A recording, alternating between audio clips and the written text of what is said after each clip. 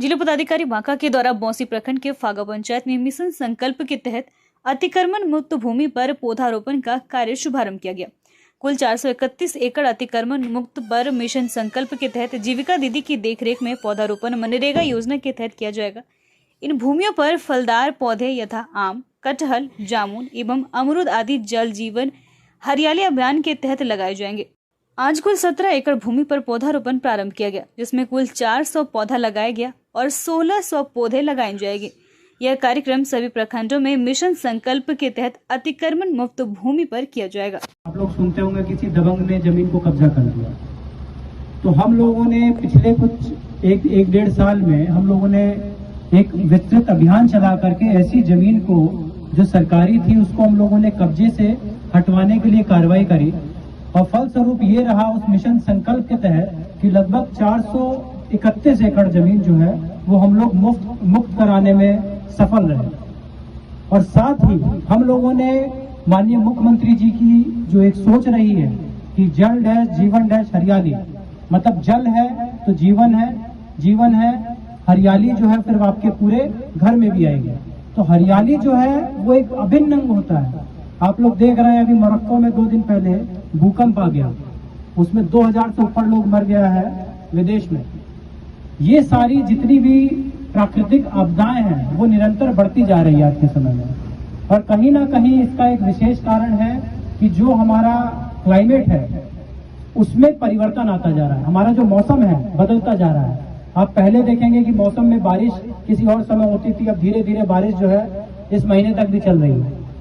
तो धीरे धीरे परिवर्तन आ रहा है। तो इसी की रोकथाम के लिए एक माननीय मुख्यमंत्री जी की दूरदर्शी सोच रही है कि हम लोगों को जल जीवन हरियाली में खूब सारा पौधा लगाना है, पानी जितना बचा सकते हैं उतना बचाना है, और जितना पानी हम लोग किसी भी तरीके से उसको संरक्षित कर सकते हैं। आज जिला पदाधिकारी बांका की अध्यक्षता में सभी जिला स्तरीय पदाधिकारियों के साथ समाहरणालय के मिनी सभागार में 10 बजे पूर्वाह्न में सोमवार बैठक आयोजित की गई, जिसमें विभिन्न कार्यालयों में लंबित पत्रों के निष्पादन की प्रगति की समीक्षा की गई तथा काफी दिनों से लंबित पत्रों के तुरंत निष्पादन करने का निर्देश दिया गया। उक्त बैठक में अपर समाहर्ता बांका, उप विकास आयुक्त बांका, जिला पंचायती राज पदाधिकारी बांका, जिला आपूर्ति पदाधिकारी बांका, प्रभारी पदाधिकारी आपदा प्रबंधन शाखा बांका, निर्देशक जिला ग्रामीण विकास अभिकरण बांका, स्थापना उप समाहर्ता बांका, वरीय कोषागार पदाधिकारी बांका, जिला योजना पदाधिकारी बांका एवं अन्य जिला स्तरीय पदाधिकारी उपस्थित थे। बांका के सर्किट हाउस में मंत्री ने किया प्रेस कॉन्फ्रेंस आयोजित। बांका पहुंचे समाज कल्याण मंत्री मदन साहनी का कार्यकर्ताओं ने किया भव्य स्वागत। पत्रकार बंधुओं को संबोधित करते हुए मंत्री मदन साहनी ने कहा कि केंद्र में बैठी भाजपा की सरकार लोकतंत्र के खिलाफ काम कर रही है। केंद्र सरकार हर मोर्चे पर विफल रही है। 9 सालों तक गरीब विरोधी काम किया, जातीय गणना रोकने के लिए कई तरह की साजिश रची। उन्होंने कहा कि आगामी लोकसभा चुनाव में जनता पाई पाई का हिसाब लेगी। जननायक कर्पूरी ठाकुर ने गरीबों, अति पिछड़ाओं के लिए जो संविधान में व्यवस्था की थी उसे हटाने की साजिश रची जा रही है। मुख्यमंत्री नीतीश कुमार के हाथों बिहार बहुत आगे बढ़ा है। साथ ही उन्होंने अपने प्रेस वार्ता में बिहार सरकार द्वारा चलाई जा रही विभिन्न योजनाओं के बारे में विस्तृत रूप से जानकारी दिया।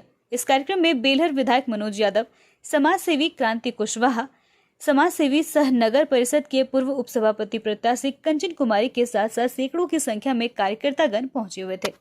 के लिए उन्होंने काम किए हैं, जैसे पंचायत के अंदर आरक्षण या कई तरह की योजना है जिससे लोगों को लाभ दिया गया। ये तमाम चीज़ को हम लोग इस कार्यक्रम के माध्यम से लोगों के बीच में रखेंगे, और यह हम लोग विशेष रूप से लोगों को आगाह करेंगे कि जो भारतीय जनता पार्टी आपस में लोगों को लड़ा करके और लोकतंत्र के लिए जो खतरा बन चुकी है और संविधान में जो छेड़छाड़ करी है, उससे भी लोगों को हम लोग आगाह करने का कोशिश करेंगे।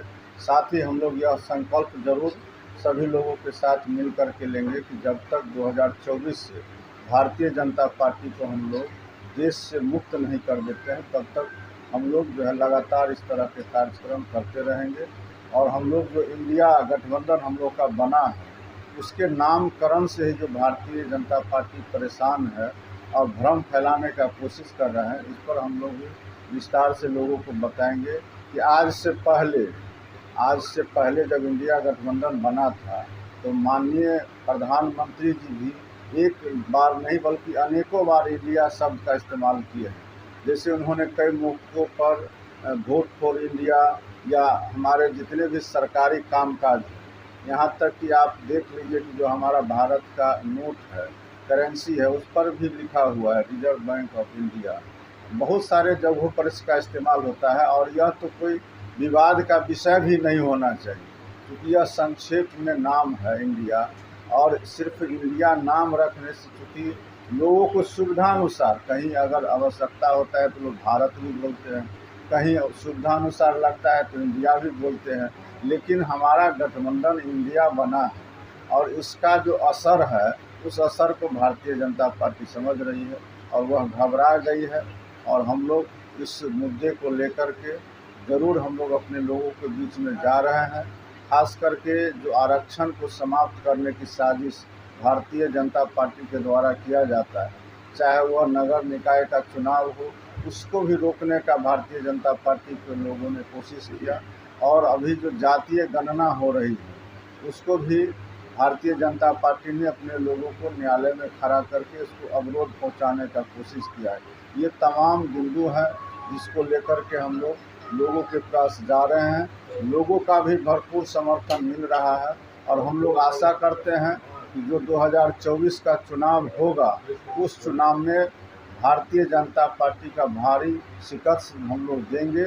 और आज हम लोग देख रहे हैं कि बहुत सारे जो भारतीय जनता पार्टी के सांसद हैं वो अंदर से डरे हुए हैं और बिहार के जितने तमाम भारतीय जनता पार्टी के नेता हैं बोलने के लिए वो कुछ भी बोल ले, लेकिन सच्चाई यही है और उनको यह पता है कि हम लोग अब इस चुनाव में टिकने वाले नहीं हैं। उनकी हार सुनिश्चित है। इंडिया गठबंधन निश्चित रूप से इस बार सफल होगी। और देश का बीजेपी तो दावा कर रहा है कि इंडिया गठबंधन बीजेपी के दावा में और हम जो बोल रहे हैं उसमें आकाश जमीन का अंतर है। इसका आप सर्वे कर लीजिए, अभी बीजेपी ही सर्वे करवाती है, हम लोग को इसका आवश्यकता नहीं है। और बीजेपी जब सर्वे करवाई है तो वह पूरे प्रदेश में बिहार के अंदर में 40 लोकसभा सीट में से एक ही जगह का वह चर्चा करती है, पटना के दीघा में। और जब खुद से एक जगह चर्चा करती है तो इसका अर्थ आप समझ सकते हैं कि निश्चित रूप से 40 में 40 सीट हारेगी। और भारतीय जनता पार्टी के सांसद अभी से वो जगह तलाश रहे हैं, उनको जगह नहीं मिल रहा है। हम लोग पूरे भरोसे से और विश्वास आपको दिलाते हैं कि हमारा गठबंधन मजबूत है। हम सब लोग मिल करके और भारतीय जनता पार्टी को और देश से मुक्त करने का काम करेंगे। 24 आपके इन दिनों समाज सेवी लगातार अपने पंचायत के तमाम लोगों की मदद करने में जुटे हैं। इसी कड़ी में अर्थी उठाने को लेकर परिजनों को कर रहे हैं आर्थिक रूप से मदद।